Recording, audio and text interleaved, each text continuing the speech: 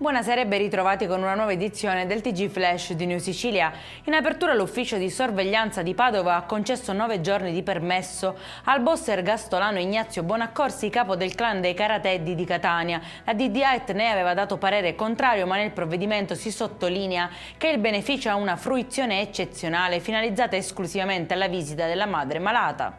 Spaventoso incendio nel Palermitano, esattamente tra Partinico e Trappeto. A fuoco un tir carico di fette biscottate, le fiamme si sarebbero propagate dal vano motore, salvo fortunatamente l'autista.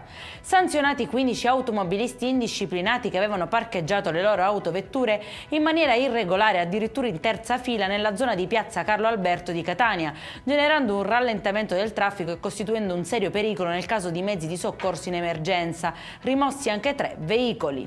Inaspettato regalo di Natale per un commissario della Polizia di Stato che 20 anni dopo aver salvato dei bimbi da una casa famiglia degli orrori di Enna riceve un'insolita telefonata. Un uomo, uno di quei bambini ormai cresciuto, lo contatta per chiedergli di battezzare sua figlia in segno di profonda gratitudine per averlo sottratto insieme ai suoi fratelli da una situazione di grave maltrattamento.